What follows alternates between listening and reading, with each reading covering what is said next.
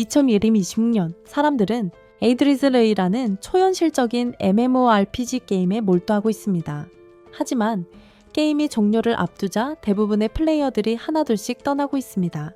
악명 높은 길드 아인즈울 고운의 리더이자 최상위 플레이어인 아인즈는 잉크 물고기처럼 생긴 팀원하로 하루와 함께 게임에 남기로 합니다. 게임광인 아인즈는 게임이 끝나간다는 사실에 낙담합니다. 그토록 즐거움과 기쁨을 안겨주었던 게임이 이제 마무리되고 있으니 말입니다. 짧은 대화 후 하루하루는 아인즈에게 현실 생활을 가지라고 말하고 게임에서 로그아웃합니다. 그리고 아인즈는 스트로이 인명의 선수로 구성되었던 한때 무적이었던 길드의 유일한 남은 멤버로 남게 됩니다. 그는 일어나 마법 지팡이를 잡습니다. 그것은 모든 왕국에서 가장 강력한 무기였고 전체 길드가 인간에게 알려진 가장 강력한 마법 아이템들을 찾아 하나의 초강력 무기로 조립하여 만들었습니다. 그는 복도로 걸어가 모든 NPC들이 그의 명령을 기다리며 줄지어 서 있는 것을 발견합니다. 그는 NPC들이 인식할 수 있는 특정 명령을 내리고 그들을 따라오라고 합니다. 그들은 그를 따라 왕좌의 방으로 가고 그는 왕좌로 걸어가 엄청난 미모의 알브라는 여자를 만납니다. 그녀는 그가 왕좌에 앉아 자신이 어차피 우울한 자신의 삶으로 돌아가야 하니 시간을 끌기로 결정하는 동안 가만히 서 있습니다. 마지막 순간에 재미를 보기로 결심하고 캐릭터 설정을 엽니다. 맘마 밀커스의 설정을 변경하여 자신에게 반하게 만드는 마지막 설정을 바꿉니다. 그런 다음 아무 이유 없이 옆으로 절하라고 말하고 시계가 멈출 때 눈을 감습니다. 하지만 놀랍게도 시계는 다시 0부터 작동하기 시작하고 그가 눈을 뜨자 자신이 여전히 게임 속에 있음을 알게 됩니다. 혼란스러워하며 게임 속 관리자에게 전화를 걸어보지만 연결이 되지 않습니다. 겁이 나서 길드원에게 메시지를 보내려 하지만 실패합니다. 그는 재빨리 로그아웃 버튼을 찾기 시작하지만 설정 옵션 어디에도 로그아웃 버튼이 없습니다. 방금 전까지만 해도 존재했던 것이 순식간에 사라졌다는 것을 깨달았습니다. 그는 당황하여 도움을 요청하는데 알부가 그를 쳐다보며 무엇을 도와줄 수 있냐고 묻습니다. 그에게는 충격적인 일이었습니다. NPC는 특정 명령을 받기 전까지는 아무 말도 하거나 아무것도 하지 않기 때문입니다. 특정 명령을 받기 전까지는 말이죠. 심지어 입까지 움직이는 것을 보고 그는 매우 이상하게 생각했습니다. 보통 NPC들은 무표정으로 가만히 앉아 있고 입술이 움직이지 않아도 목소리가 들리기 때문입니다. 하지만 지금 알브는 점점 더 실제 여성처럼 보였습니다. 그가 예전에 자신의 양말을 더럽히던 2D 소녀가 아닌 진짜 여자처럼 말이죠. 그는 지팡이를 공중에 든 채 예전처럼 작동하는지 확인해 보기로 했습니다. 똑같이 작동하는 걸 알지만 그럼 NPC들이 이상하게 행동하는 이유는 뭘까? 그는 세브라는 집사를 보고 우유를 사러 나가라고 시키지만 아버지와 달리 돌아오라고 명령한다. 세브는 곧 우유를 가지고 돌아오겠다고 약속하고 다른 하녀에게 부엌에 가서 샌드위치를 만들라고 말하며 그녀는 재빨리 자신의 자리인 부엌으로 서둘러 들어간다. 그런 다음 알브에게 가까이 오라고 말하고 깊이 냄새를 맡아보니 놀랍게도 그녀 피부에 달콤한 향기를 맡을 수 있다. NPC는 아무 냄새도 나지 않아야 하는데 그는 매우 놀라 그녀에게 다가오라고 말하고 그녀의 손목을 잡는데 이것은 처음이라 매우 기쁘다. 그녀가 NPC라 할지라도 그가 여자아이의 몸에 손을 댄 건 처음이었습니다. 그녀에게 맥박이 뛰는 것을 깨닫고 크게 놀랍니다. 그는 그녀에게 이 무덤의 각 층을 지키는 모든 수호자들을 모아서 자신이 기다리는 메인 경기장으로 데려오라고 말합니다. 그녀는 아무 말 없이 일어나 그대로 떠납니다. 그는 일어나 경기장으로 향하고 갑자기 젊은 성별 비확정자가 링 안으로 뛰어들어 그에게 달려옵니다. 그녀는 자신을 아우라라고 소개하며 자신의 여동생 마레와 함께 수호자 중 하나라고 말합니다. 하지만 마레는 보이지 않고 아우라는 소리치기 시작합니다. 조금 수줍어하는 것 같으니 그녀에게 스스로 나타나라고 말했다. 마레는 발코니에서 내려와 그에게 달려가 인사를 하고 그의 지팡이가 얼마나 큰지 보고 깜짝 놀랐다. 아인즈는 크기는 중요하지 않다고 말한 뒤 자신의 지팡이가 얼마나 놀라운지 자랑하며 이미 많은 사람들과 함께 놀았다고 말했다. 하지만 오직 자신만이 지팡이의 진정한 힘을 끌어낼 수 있다고 했다. 그러고는 쌍둥이들에게 마법 연습을 하려니 표적을 몇 개 가져오라고 말했다. 아인즈는 권위 있는 모습을 유지하려고 애썼지만 사실은 버튼이 없어서 더 이상 자신의 기술을 어떻게 사용해야 할지 몰랐다. 쌍둥이들이 허수아비 표적들을 가져오자 그는 불 마법을 사용하기 시작하고 불이 거대한 불악마의 형상을 취하기 전에 표적들을 완전히 태워버립니다. 그는 마법 사용 방식이 예전처럼 간단하지는 않지만 여전히 강력한 주문을 시전할 능력과 힘을 유지하고 있음을 깨닫습니다. 그는 정말 강력한 마법을 부릴 수 있는 능력과 힘을 여전히 가지고 있음을 알게 됩니다. 그는 불악마를 바라보는 아우라를 보며 침을 꼴깍 삼키는 아우라에게 그것과 싸울 건지 묻습니다. 아우라는 즉시 동의하고 채찍을 소환하여 악맥에 전력을 다합니다. 악마는 그들을 막으려 하지만 마레와 아우라의 합쳐진 힘 앞에 완전히 무력합니다. 싸우는 와중에 에인스의 불안감이 그를 덮치고 그는 세브에게 전화를 걸어 우유를 사왔는지 묻습니다. 세브는 두유밖에 못 구했다고 말하지만 에인스는 괜찮다고 하고 그가 자기 곁을 떠나지 못하게 재빨리 전화를 끊습니다. 쌍둥이들이 싸움에서 돌아오자 그는 엉덩이에서 물 항아리를 꺼내 그들에게 줍니다. 경기장에서 마제릭의 네 수호자들이 당당하게 등장하여 각자 자신을 소개합니다. 먼저 첫 번째, 두 번째, 세 번째 사중주를 담당하는 수호자, 진짜 뱀파이어 샬티르 블러드폴른이 등장합니다. 그 뒤를 이어 5층 수호자인 카사두스가 온다. 아인즈는 그를 뛰어난 전사라고 묘사한다. 다음으로 7층 수호자이자 진정한 악마인 데뮤르게가 나선다. 마지막으로 4명의 수호자를 감독하는 알베도가 나타난다. 이러한 강력한 존재들 앞에서 자신의 지배력을 과시하기 위해 아인즈는 그들에게 충성을 맹세하게 한다. 한 명씩. 그리고 자신을 칭찬하는 말을 들어본 적이 없기에 그는 모두에게 자신에 대해 어떻게 생각하는지 말해달라고 요청하며 좋은 말을 듣는 것을 기대한다. 칭찬을 다 듣고 나서 그는 이상한 일이 벌어지고 있다며 세부를 보내서 무슨 일이 일어나고 있는지 확인하도록 했다고 말한다. 다행히도 세부는 우유 없이 그에게 돌아왔지만 적어도 돌아왔다는 게 다행이야. 그는 아인스에게 인근에 슈퍼마켓이 없다고 설명한다. 무덤 전체가 주변에 아무것도 없는 초원으로 이동했기 때문이다. 아인스는 당황하지만 나중에 처리하기로 한다. 그의 말에 따르면 가장 중요한 것은 무덤의 방어가 확실한지 확인하는 것이다. 그는 방금 여자아이가 아니고 트랩이라는 걸 알게 된 스미어에게 그러니 우리는 그를 트랩이라고 부르겠다. 무덤을 숨길 방법이 있는지 묻자 그는 무덤 전체를 흙으로 덮을 수 있다고 대답한다. 그러면 언덕처럼 보이게 할 수 있을 거예요. 아인즈는 잠시 생각하지만 세브는 근처에 언덕이 없어서 어려울 거라고 설명합니다. 그러면 묘가 더 눈에 띌 테니까요. 아인즈는 그럼 주변에 작은 언덕들을 여러 개 만들어서 묘 위에 흙을 덮어 위치를 숨길 수 있는 방법이 있냐고 묻고 트랩은 가능하다고 대답합니다. 그는 그들에게 방어를 강화하며 일을 계속하라고 말하고 자신은 잠시 휴식을 취하겠다고 합니다.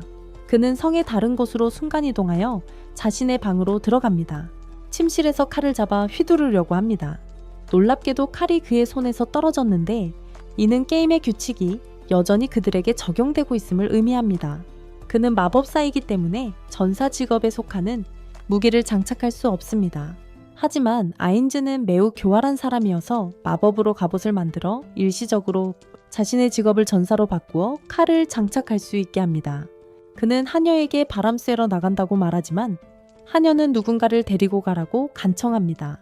그는 혼자 가야 한다고 자신은 무언가를 확인하려고 방을 나선다. 그는 위층으로 가는데 갑자기 악마들에게 둘러싸여 놀란다. 다행히 댐이 근처에 있었고 그는 재빨리 몸을 숙여 경호병 없이 돌아다니는 이유를 묻는다. 그는 혼자 가고 싶다고 말하지만 댐은 그를 경호 없이 보낼 수 없다며 자리를 뜨지 않는다. 예인즈는 결국 그에게 경호대 전체를 원하는 게 아니며 단 한 명만 동행하기를 원한다고 말한다. 댐은 자신이 동행하고 싶다고 말하고 그들은 걷기 시작한다. 그는 아마 실제로는 한 번도 해본 적 없을 발코니로 나가서 밤하늘의 아름다운 광경, 온 하늘을 수놓은 반짝이는 별들을 감상합니다. 그는 자신에게 비행 능력을 부여하는 특별한 로켓을 꺼내 들고 그것을 착용한 채 공중으로 날아오릅니다. 그 뒤를 바짝 따라온 댐은 개구리 괴물로 변신하여 날 수 있도록 날개를 얻습니다. 개구리가 날 수 있다는 건 누구나 아는 사실이니까요. 그는 구름 위를 날아다니며 가면을 벗기 전까지 달을 바라봅니다. 그는 댐에게 이런 경험을 전에는 한 번도 해본 적이 없다고 말하고 이번에는 인생을 최대한 즐기고 싶다고 말합니다. 갑자기 소란스러운 소리가 들리자 그는 아래를 내려다보고는 무덤벽 전체를 흙으로 덮어버리는 함정을 봅니다. 그가 그에게 내려가자 그는 재빨리 달려왔습니다. 그에게 무엇을 잘못했는지 묻습니다. 아인즈는 그를 쳐다보며 훌륭한 일을 하고 있다고 말하고 그의 일에 대한 감사를 표시하기 위해 반지를 엉덩이에서 꺼내 함정에게 건넵니다. 함정은 이전에 묘지의 다른 길드원들이 착용했던 것처럼 귀중한 선물을 받을 수 없다고 말하지만 아인즈는 그것이 그의 좋은 일을 인정하는 선물이라고 말합니다. 그가 엄청나게 기뻐할 때 갑자기 만미 밀커스가 2개의 큰 성격을 가지고 현장에 나타납니다. 현장에 2개의 큰 성격을 가지고 나타납니다. 아인즈는 자신이 그녀의 설정을 바꿔 자신을 가장 사랑하게 만들었고 함정에 선물만 주면 질투 때문에 광폭화하여 제어할 수 없게 될 것이라는 사실을 갑자기 깨닫습니다. 내가 만났던 모든 전 여자친구들이 다 그랬죠. 그는 재빨리 엉덩이에서 반지를 또 꺼내 그녀에게 주며 그녀는 4명의 수호자의 리더이니 누구보다도 그 반지를 받을 자격이 있다고 말합니다. 하지만 그는 댐에게도 반지를 하나 줘야 한다는 것을 깨닫지만 엉덩이가 힘들어서 다른 시간에 반지를 주겠다고 약속한 뒤 순간이동으로 사라집니다. 다음 날 아인즈는 대부분의 시간을 가지고 놀면서 보냅니다. 거기에 있는 CCTV 영상을 보여주는 거울이에요. 변태 같은 이라고? 세븐 그를 낮춰보지만 에인스는 그것이 단지 연구 목적일 뿐이며 무서운 짓은 하지 않을 거라고 안심시켜줍니다. 그의 말에 따르면 그들은 이 세계에 대해 더 잘 이해할 수 있습니다. 그들이 이 세계로 왔던 새로운 세상 말이죠. 그는 트럭씨를 만나지 못했다는 사실에 화가 난 것 같지만 갑자기 작은 점들이 여기저기 뛰어다니는 것을 발견합니다. 그는 재빨리 확대하여 마을 사람들이 집 주변을 뛰어다니는 것을 봅니다. 갑옷을 입은 기사들에게 쫓기면서 말이죠. 기사들이 남자든 여자든 아이든 가리지 않고 마을 사람들을 학살하는 것을 계속 지켜봅니다. 모두를 쫓아다니며 문을 부수고 끌어내어 죽입니다. 모두를 죽입니다. 셉은 그에게 왕좌의 게임을 보고 있는 게 아니라고 상기시키며 무언가를 해야 한다고 말합니다. 하지만 에인스는 그들에게 아무런 이득이 없으니 개입할 이유가 없다고 대답합니다. 셉은 대화에서 물러납니다. 그러나 갑자기 에인스는 과거 게임에 처음 참여했던 일을 떠올립니다. 셉은 대화에서 발을 뺍니다. 그런데 갑자기 에인스는 자신이 게임에 처음 참여했을 때 일을 기억해냅니다. 그는 다른 사람들에게 둘러싸여 바닥에 쓰러져 괴롭힘을 당했습니다. 괴롭힘 당하던 그 순간 메카 기사가 덤불에서 뛰쳐나와 괴롭히는 무리들을 공격해 모두 죽였습니다. 아인스는 그를 올려다보며 왜 자신을 구했냐고 묻자 기사는 공영에 처한 사람을 보호하는 것이 자신의 임무라고 말하며 에인스에게 보답하고 싶다면 도움이 필요한 다른 사람들을 도우라고 말합니다. 이 말에 새로운 동기가 생긴 그는 세브에게 마을로 간다고 말하며 알에게 완전 무장하고 자신을 따라오라고 말해달라고 합니다. 세브는 에인스가 조울증인가 의심하지만 그의 계획에 동의합니다. 그는 마을 앞으로 순간 이동합니다. 기사들에게 살해당할 위기에 처한 2 소녀의 이야기입니다. 그들은 에인즈를 보자마자 멈춰서서 도망치려 하지만 에인즈는 간단히 마법을 사용하여 기사 한 명의 심장을 압살합니다. 소녀들은 극도로 놀라 눈을 질끈 감고 다른 기사는 도망치려 합니다. 하지만 에인즈는 그냥 두지 않고 아주 저레벨의 전기 마법을 사용하여 그를 즉시 감전사시키며 자신의 압도적인 힘을 깨닫습니다. 그는 언데드 스킬 중 하나를 사용하여 죽은 기사 중 1명을 거대한 좀비 기사로 변신시키고 마을 안의 모든 기사들을 죽이라고 명령합니다. 좀비가 저 멀리 달려가는 동안 알도 포탈을 통해 나타납니다. 갑옷을 완전히 착용한 채로 지각에 대해 사과한다. 2 소녀를 쳐다보며 아인스에게 그들이 하급 인간이니 죽일지 묻지만 아인스는 잠시 진정하라고 한다. 그는 소녀들에게 몸의 상처를 치료하는 마법 물약을 건네지만 소녀들은 그의 무시무시한 얼굴을 보고 겁에 질린다. 알은 그 무시무시한 얼굴을 핥고 싶을 뿐인데 화를 내지만 아인스는 다시 진정하라고 하고 소녀에게 다시 물약을 건네주려 하며 친절한 말을 건넨다. 언니는 물약을 받아 마시고 상처가 순식간에 완전히 나은 것을 보고 놀라며 그에게 감사를 표한다. 그에게 감사를 표한다. 그의 관대함을 본 후 그가 마법사인지 묻습니다. 아인즈는 자신이 마법사라고 말하고 그녀는 무슨 일이 일어나고 있는지 묻습니다. 그녀는 다른 왕국의 기사들이 갑자기 마을에 들어와 모든 것을 파괴하고 모든 사람을 죽이기 시작했다고 대답합니다. 그러자 그는 마법을 사용하여 두 소녀 주위에 마법 장벽을 만들고 그들에게 그 안에 있으면 안전하지만 방영 밖으로 나가면 안전하게 지켜줄 수 없다고 말합니다. 그는 또한 그들에게 많은 뿔을 주며 위협을 느끼면 그것을 불면 고블린 군대가 나타나서 그들의 명령을 듣고 그들을 보호할 것이라고 말합니다. 그러고는 돌아서서 마을 쪽으로 걸어갑니다. 마을 안에서 좀비 기사는 모든 적군을 속수무책으로 몰아붙입니다. 거대한 괴물 앞에서는 아무것도 할 수 없습니다. 그들은 공격하려나 하지만 그들의 검은 산산조각 납니다. 도망치려고 하면 괴물은 특별히 그들을 쫓아가 무자비하게 죽입니다. 기사들의 지휘관은 공포에 질려 도움을 요청하며 자신을 지켜주면 다른 기사들에게 돈을 주겠다고 제안하지만 그가 도망치기 시작하자마자 좀비 기사에게 죽습니다. 한 기사가 지휘권을 잡고 다른 기사들에게 후퇴하라고 명령하고 자신이 좀비의 주의를 끌려 했지만 그의 말은 결국 헛된 말이었고 좀비는 쉽게 기사를 제압하고 다음 적을 향해 돌아섰다. 바로 그때 에임스가 도착하여 좀비에게 알프와 함께 공중에서 내려오며 멈추라고 명령했다. 이번에는 마스크를 쓰고 있었다. 추한 얼굴에 마을 사람들이 놀랄까 봐서였다. 그는 적군 병사들에게 자신의 이름이 에임스이며 자신이 이 마을 사람들을 보호한다고 말했다. 그리고 그들에게 왕국으로 돌아가 다시는 마을을 공격하지 않겠다고 지도자에게 알리라고 했고 만약 다시 마을을 공격하면 에임스가 그들의 왕국 전체를 파괴할 것이라고 경고했다. 기사들은 너무나도 무서워서 그냥 도망친다. 에임스가 마을 사람들을 향해 돌아서면서 자기소개를 하고 이제 안전하다고 말하지만 그들이 모두 자신을 두려워하고 의심하는 눈치인 것을 알아차린다. 왜냐하면 아무 이유 없이 마을을 구해줄 낯선 사람이 어디 있겠는가. 그는 재빨리 이야기를 바꾸어 자신은 돈을 벌려고 그들을 구했을 뿐이라고 말한다.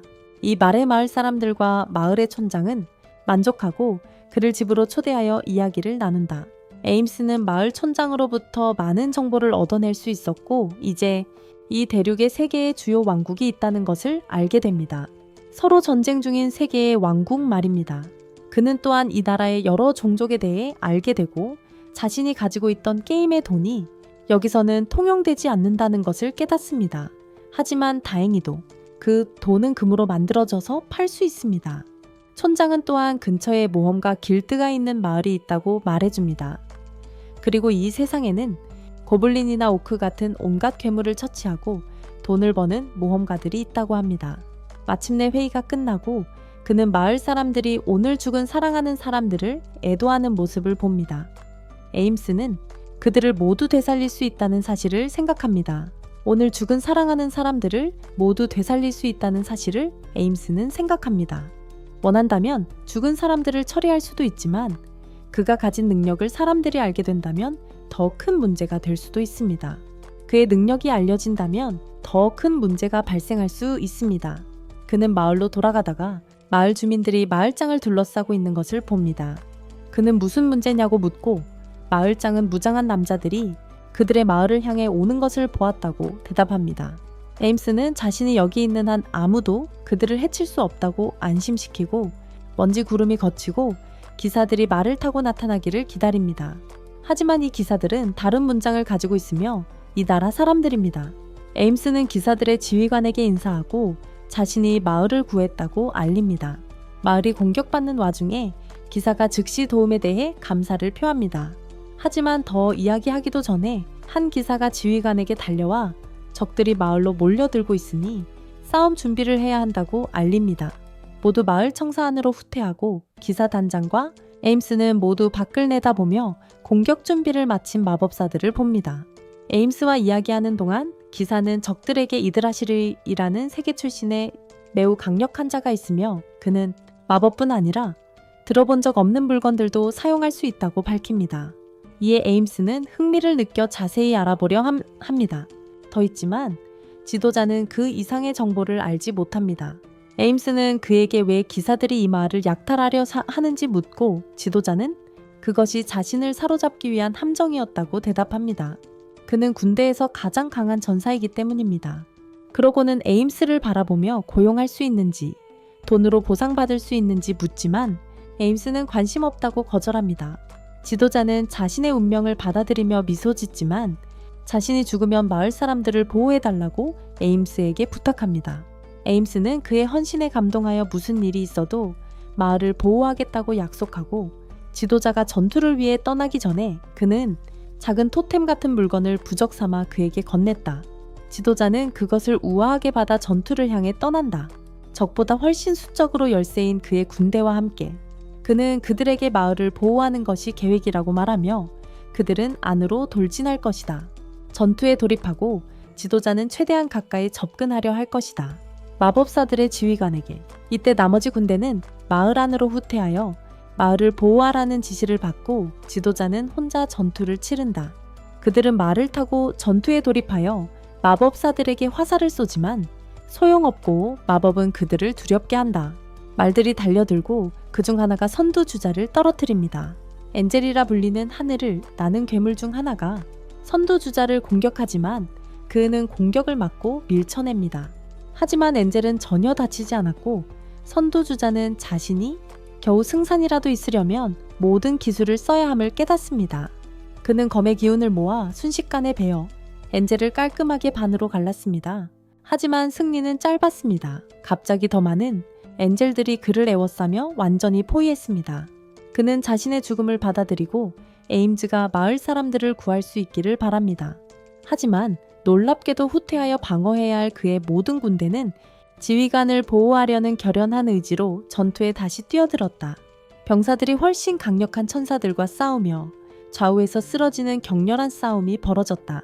그들은 엄청난 열세에 놓였고 지휘관 또한 그 사실을 인지했다.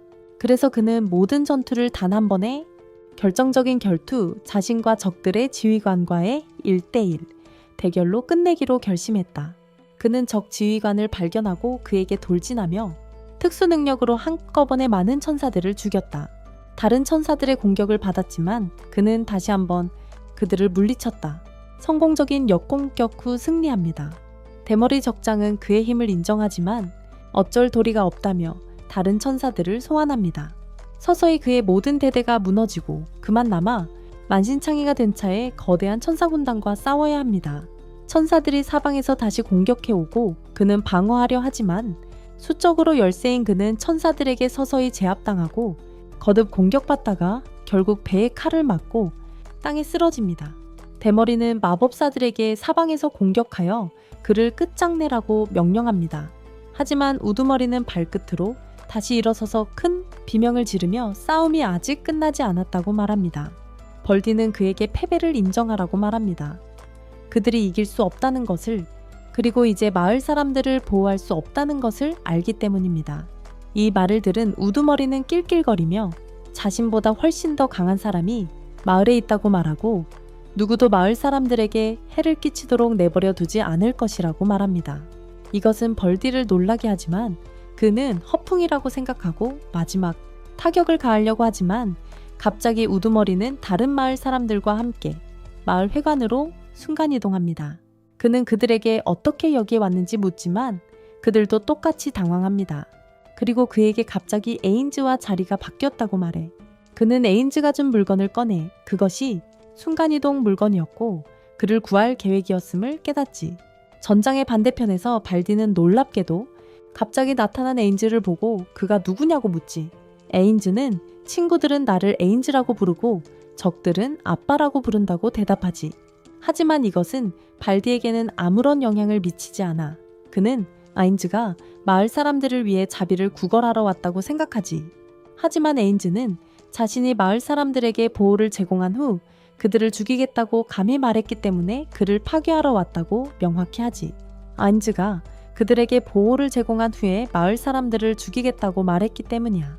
그는 발디에게 시간 낭비를 멈추기 위해 조용히 목숨을 내놓으라고 말하지만 발디는 즉시 천사들에게 그를 공격하라고 명령한다. 천사들은 에인즈에게 달려들어 배를 찌르지만 적은 놀랍게도 아인즈에게는 전혀 효과가 없자 에인즈는 그들의 머리를 잡고 땅에 내리쳐 순식간에 죽인다. 하지만 에인즈는 이 천사들이 이 세계의 것이 아니며 이그드라실 세계의 마법으로 만들어졌다는 것을 깨닫는다. 발디는 공포에 질려 모든 천사들에게 일제히 공격하라고 명령하고 에인즈는 알에게 물러서라고 말하며 자신의 능력 중 하나를 사용하는데 그것은 주변을 어두운 돔으로 감싸 안으로 들어오는 모든 것을 파괴한다. 그를 공격했던 모든 천사들이 한꺼번에 파괴되었고 그 광경에 적들은 겁에 질렸습니다. 적들은 마법 공격을 퍼부으며 그가 다칠 것이라고 기대했습니다. 하지만 아인즈는 그런 공격에 방어조차 하지 않았습니다. 적들의 레벨이 너무 낮아서 아인즈는 아무런 느낌도 받지 못했습니다. 그는 그 마법이 이그드라실 세계의 것이라는 것을 깨닫고 누가 그들에게 그 마법을 가르쳤는지 묻습니다. 하지만 갑자기 알이 뛰어들어 적들을 하나 죽였고 다른 적들은 모두 겁에 질렸습니다. 아인즈는 알에게 물러서라고 말하지만 알은 심심해서 뭔가 하고 싶었다고 말합니다. 벌디는 천사장 중 한 명에게 아인즈를 공격하고 최강의 공격을 사용하라고 명령합니다. 하지만 아인스는 손쉽게 그것을 손으로 막고 손가락 하나로 작은 마법의 불을 만들어 단 한 번의 공격으로 천사를 완전히 파괴합니다. 결국 그는 참을성을 잃고 주머니에서 파란 수정을 꺼냅니다. 아인스는 그 수정이 누군가의 마법을 봉인할 수 있는 물건이라고 판단하고 전사인 알에게 자신을 보호하라고 말합니다. 하지만 그는 그것을 이용해 거대하고 아름다운 천사를 소환하는데 그는 그것을 매우 자랑스러워하는 것 같지만 아인스는 단지 실망할 뿐입니다. 그는 사실 제대로 된 공격을 기대했지 또 다른 쓸모없고 약한 천사를 기대한 것은 아니었기 때문입니다. 발디는 아인스가 허세를 부린다고 생각하고 천사에게 그들의 가장 강력한 공격을 하라고 말합니다. 천사에게 그들의 가장 강력한 공격을 명령합니다. 천사가 공격하지만 놀랍게도 알베와 아인스는 전혀 흔들리지 않고 자리를 지킨다. 아인스는 앞으로 나아가 작은 블랙홀을 만들고 단 한 번의 공격으로 천사를 즉시 파괴한다. 이것이 적들의 사기를 완전히 꺾어 무릎을 꿇고 용서를 구하기 시작하지만 아인스는 그런 더러운 생물들을 살려둘 생각이 없어 모두 없애버린다. 그는 자신의 무덤으로 돌아가 부하들에게 앞으로 자신은 이 세상에 자신의 이름을 떨칠 것이라고 선포한다. 다음 이틀 동안은 별다른 일 없이 그는 여러 가지 방법들을 계속 고민한다. 왕국들 중 하나와 우정을 쌓아 많은 정보를 얻고 이 세계에 갇혀 있을지도 모르는 이그드라실 사람들을 찾아야 합니다. 그는 알베에게 그들이 구출한 마을과 좋은 관계를 유지해야 한다고 말합니다. 그곳이 그에게 정보를 줄 사람들이 있는 유일한 곳이기 때문입니다. 다음날 그는 자신의 무덤에서 한 여인, 라이드와 함께 모험가 복장을 하고 떠납니다. 그들은 마을 촌장이 말한 도시로 향하고 현지 길드에 등록하고 가장 낮은 등급인 구리 등급을 받은 후 작은 여관에 들어갑니다. 그는 두 사람을 위한 방을 얻고 방으로 향하는 길에 누군가 그에게 다가옵니다. 깡패들이 발을 걸었고 에임스가 지나가다 그의 다리에 닿자 그는 일어났습니다. 그의 얼굴에 달려들어 자신을 다치게 한 대가를 치르라고 요구하며 그들을 무시하기 시작했습니다. 하지만 에임스는 그런 헛소리에 신경 쓸 기분이 아니었고 그의 옷깃을 잡았습니다. 그를 들어 올려 방 저쪽으로 집어던지기 전에 그러고는 그 깡패의 다른 두 친구에게로 시선을 돌렸습니다. 그리고 그들에게 자기도 한번 붙어볼 건지 묻습니다. 하지만 그들이 싸우기도 전에 한 여자가 소리를 지르며 에임스에게 달려왔습니다. 그가 방 저쪽으로 그 깡패를 던졌을 때 그가 방금 산 치유 물약병을 깨뜨렸다고 말하면서 그녀는 그가 그 물약값을 지불해야 한다고 말했습니다.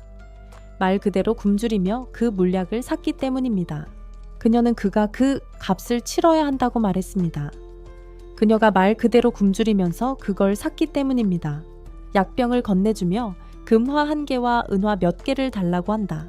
에임스는 그 문제를 일으킨 깡패들에게서 돈을 받으라고 말하지만 그녀는 그들에게는 술을 마실 돈조차 없다며 그래서 술을 마시기 위해 새로운 사람들에게 약간의 돈을 얻으려고 흥정한다고 말한다. 반면에 그녀는 그가 정말 화려한 갑옷을 입고 있으니 돈이 분명히 있을 거라고 주장한다. 에임스는 치유 물약을 꺼내 그녀에게 건넨다. 치유 물약은 파란색이어야 하는데 빨간색이라 그녀는 놀란다. 하지만 에임스는 순수한 치유 물약은 항상 빨간색이고 불순물이 섞인 물약만 파란색이라고 말할 수 없다. 순수한 치유 물약은 만들기가 극히 어렵고 매우 비쌉니다.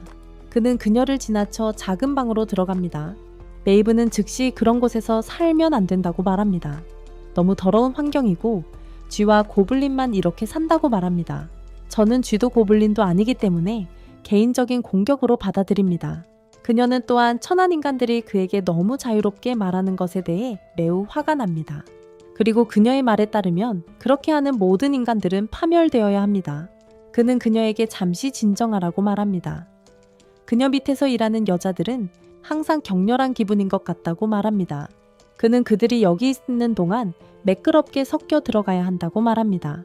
그들은 이 세계에 대한 정보가 점점 더 필요합니다. 그들이 겪는 두 번째 문제는 돈이 부족하다는 것입니다. 이그드라실에서 가져온 많은 금이 있지만 사람들의 의심을 살 수 있으므로 당분간은 임시직을 해서 생계를 유지해야 합니다. 다음날 그들은 길드로 가서 자신들이 할 수 있는 퀘스트를 찾아보지만 공지판으로 향하는 도중에 그들은 이 세계의 언어를 제대로 읽을 수 없다는 것을 깨닫습니다. 혼란스러워진 아인즈는 그냥 퀘스트 공지 중 하나를 벽에서 뜯어서 접수원에게 보여주기 위해 카운터로 가져갑니다. 접수원은 그것을 보고는 자신은 그것을 다이아몬드 랭크 이상에게 주어지는 퀘스트이니 그들에게 주십시오. 아인즈는 그 퀘스트만 원하며 그들의 랭크는 걱정하지 않아도 된다고 말합니다. 그들은 마을에 온 지 얼마 안 된 베테랑 모험가들이며 랭크보다 훨씬 강하다고 합니다. 하지만 접수원은 매우 고집이 세서 그에게 꺼지라고 말하고 그가 할 수 있을 만한 브론즈 랭크 퀘스트를 가져옵니다. 그때 모험가 파티가 그들을 불러 함께 파티를 맺을 의향이 있는지 묻습니다. 그들은 모두 위층으로 올라가고 그들의 파티 리더는 도시 경계 근처에 실버 랭크 퀘스트를 진행할 것이라고 말합니다. 그리고 도움을 줄 추가 인력이 있으면 좋겠어요. 그들의 그룹은 그 자신, 피트라는 리더, 바보, 뚱보, 그리고 아이로 구성되어 있습니다. 그들은 모두 자신을 소개하고 도시에 대해 이야기하기 시작합니다. 아인즈는 자신이 도시에 새로 와서 더 알고 싶다고 말합니다. 피트는 그 도시에서 가장 유명한 모험가는 바알이며 매우 유명한 약사의 손자이며 모든 종류의 원소 마법을 사용할 수 있는 것으로 알려져 있다고 말합니다. 단 하나의 마법만 사용해야 하는데도 말이죠. 그들은 좀 더 이야기를 나눈 후에야 결정합니다. 다음날 모험을 시작하기로. 하지만 계단을 내려가던 중 안내원이 그를 불러 개인 의뢰를 받았다고 알려줍니다. 개인 의뢰를 받았다는 말에 일행 모두 놀랍니다. 개인 의뢰는 매우 높은 순위의 플레이어에게만 주어지는 것이기 때문입니다. 아인즈는 안내원에게 의뢰인이 누구인지 묻고 안내원은 의뢰인이 바알이라고 밝힙니다. 바알은 사람들 사이에서 나와 평범한 버섯머리의 남자처럼 보입니다. 그는 아인즈에게 인사하며 의뢰가 있다고 말하지만 아인즈는 다른 파티와 이미 의뢰를 맺었다며 단칼에 거절합니다.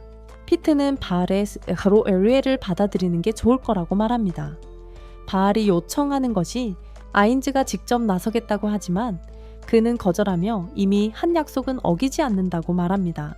하지만 피트는 적어도 자신의 말을 들어달라고 그에게 말하고 아인즈는 버섯머리에게 기회를 주기로 합니다. 그들은 모두 방 안으로 들어가고 바알은 자신을 소개한 후 자신이 아인즈가 방어했던 마을과 같은 카른 마을에 가고 싶다고 말합니다. 그에 따르면 그는 그 마을과 주변 숲에서 구할 수 있는 약초를 구해야 하며 그러기 위해서는 경호원이 필요하다고 합니다. 아인즈는 그가 왜 직접 요청했는지 묻고 바알은 자신이 쉽게 적들을 물리쳤을 때 여관에서 소란이 있었던 것을 들었다고 대답합니다. 그는 그 소동을 듣고서 자신보다 레벨이 높은 모험가들이었다. 그의 말에 따르면 그가 약을 준 여자가 그것을 받으러 그의 가게에 왔고 확인했으며 거기서 그 이야기를 들었다고 한다. 그리고 따로 그것 말고도 구리랭크 모험가들은 고용하기가 더 저렴하다. 그러자 아인즈는 그 일을 맡겠지만 자신과 함께 피트와 그의 일행이 갈 것이라고 말했고 버섯머리는 아무런 문제가 없다며 동의했다.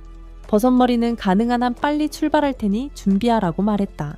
그들은 모두 길 위의 마을로 향했고 엄격한 대형을 유지했다.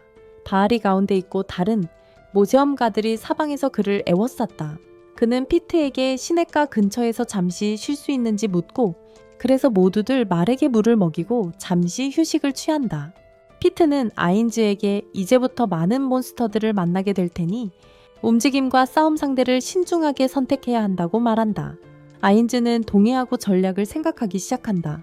현재 갑옷을 입고 있어 마법을 사용할 수 없고 검만 사용할 수 있지만 만약 무슨 일이 생기더라도 네이브가 자신의 마법으로 처리할 수 있을 거라고 믿는다. 시민 네이브를 괴롭히기 시작하고 네이브는 그 모기를 으깨버리고 싶지만 아인즈에게 제지당한다. 아이가 이 지역은 숲의 현명한 왕의 영역이라고 말합니다. 아인즈는 그런 사람을 들어본 적이 없어서 그에 대해 질문했습니다. 아이는 꼬리 대신 뱀이 달린 4발 달린 은색 짐승으로 매우 강하고 현명하며 여러 가지 마법 주문을 사용할 수 있다고 대답했습니다. 아인즈는 아이와 더 이야기하며 그들이 행하는 전통적인 마법에 대해 더 질문하는데 그것은 다소 그가 이그드라실에서 하던 것과는 다른 것 같습니다. 한편 심은 노비에 대한 더 많은 정보를 얻기 위해 계속 파고들며 그녀와 아인즈가 연애 관계인지 질문하는데 그녀는 당황하며 즉시 부인합니다. 아인즈가 화가 나서 그만 파라고 말한다. 자기 일에 간섭하지 않으면 어머니와 결혼시키겠다고 한다. 그 말에 잠잠해지지만 갑자기 피트를 가리키며 적들이 움직이고 있다고 말한다. 과연 오크와 고블린들이 숲에서 나와 그들 쪽으로 다가온다. 피트는 버섯머리 소년에게 수레에 숨어 있으라고 말한다. 그들이 문제를 해결하는 동안 그들은 계획을 세우고 아인즈는 모두 버섯 소년을 보호해야 한다고 말한다. 자신과 노비는 오크와 대부분의 몬스터를 상대하는 동안 피트는 그 제안에 동의하며 그를 돕도록 노력하겠다고 말한다. 팀으로 돌아가 전술을 논의하기 전에 가능한 한 모든 것을 살핍니다. 심은 적들에게 화살을 쏘기 시작하고 아이는 피트에게 강화 마법을 겁니다. 뚱보는 지상 마법을 사용하여 가시가 많은 실을 소환하여 적들의 다리를 잡습니다. 반면 아인즈는 네이브와 함께 오크들을 향해 걸어갑니다. 그러고는 거대한 검 2자루를 꺼내 단 한 방에 오크를 반으로 베어버립니다. 파티원들은 모두 그 모습에 충격을 받고 피트는 그가 적어도 아담한타이트급으로 싸우고 있다고 생각합니다. 최고 중에 최고인 모험가들이죠.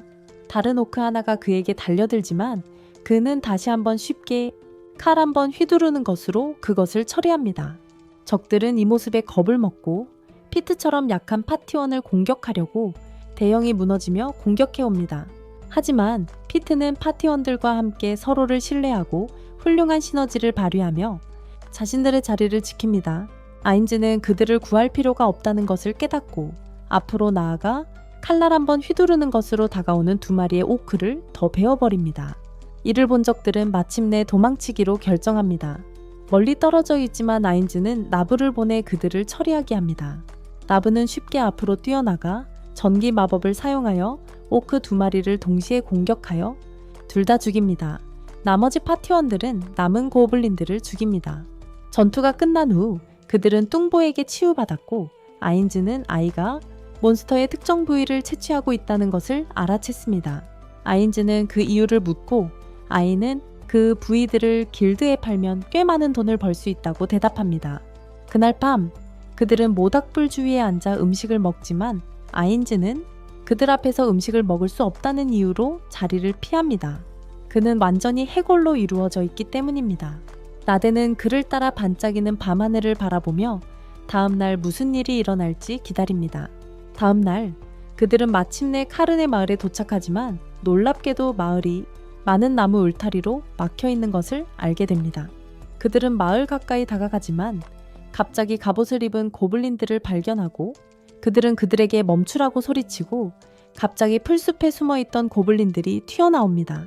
고블린들은 아인즈가 너무 강하고 불안한 기운을 내뿜고 있기 때문에 싸우고 싶지 않다고 말하며 그들이 마을을 떠나기만 한다면 그들은 그들을 공격하지 않을 것이라고 말합니다. 고블린들은 그들에게 어떤 싸움도 원하지 않는다고 말합니다. 아인즈가 매우 강하고 불안한 기운을 내뿜고 있고 그들이 마을을 떠나기만 한다면 다치지 않을 거예요. 상황이 또 매우 혼란스러운데 갑자기 마을 안에서 소녀 하나가 나와 수레에 있는 버섯 소년을 발견합니다. 그녀는 고블린들에게 무기를 내려놓으라고 말합니다. 이 사람들은 마을의 친구들이라고 말이죠. 그들은 안으로 들어가고 일행은 그녀에게 왜 고블린들이 마을을 지키는지 묻습니다. 그녀는 마을이 공격받던 날 마법사 한 명이 마을에 도착했다고 대답합니다. 그 마법사는 그녀와 그녀의 여동생을 구해주고 나서 뿔을 하나 주었는데 그 뿔을 불면 고블린들을 불러낼 수 있고 그들은 그녀의 말을 모두 따른다고 합니다. 이번에는 갑옷을 입고 있어서 아인즈를 알아보지 못하지만 버섯 소녀는 그녀가 아인즈에 대해 말하는 것을 알아채고 그에게로 가서 마을을 구해줘서 고맙다고 말합니다. 아인즈는 일행이 다시 모이기 전에 감사할 필요 없다고 말하고 모두 숲속으로 들어가 필요한 약초를 채취하기로 합니다. 숲속으로 이동하는 동안 버섯 소녀는 그들이 숲의 현명한 왕을 만날 수도 있다고 말하고 만약 만난다면 그냥 도망쳐서 싸우지 말라고 합니다. 그는 아인즈에게 그 짐승을 해치려고 하지 말라고 간청합니다. 그것은 마을과 인근 숲에서 주정뱅이 괴물들이 멀리 떨어져 있게 하는 유일한 이유이기 때문입니다. 아인즈는 너비와 함께 숲속으로 나아가기 전에는 아무것도 약속할 수 없다고 말합니다. 그는 너비 옆에서 숲을 헤쳐나가기 전에는 아무것도 약속할 수 없다고 말합니다.